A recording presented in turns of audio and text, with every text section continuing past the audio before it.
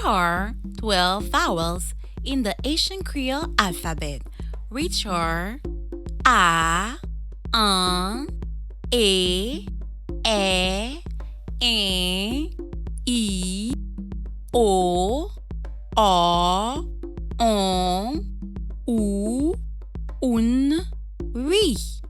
We are going to learn about the Haitian Creole vowel An. Youpi te chita en bas yon pied bois. Le li gade en le, li wè se yon pied bannann. Youpi rele maman pou keyi kek bannann pou li.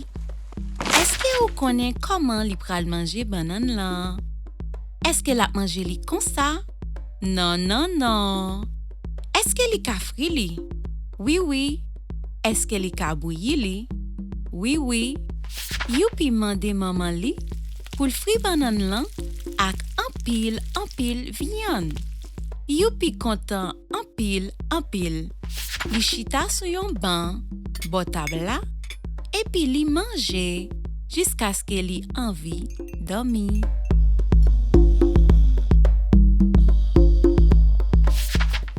Kounya, an nou gade eske ou te kompren ti histwa sa. An ba pied ki sa youpi te chita? Oui, an ba yon pied bannann. Ki moun youpi te rele?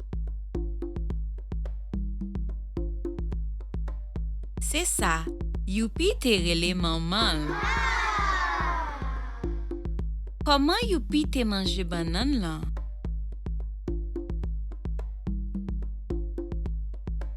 Yes, li te manje bannann lan, ri ak anpil viande.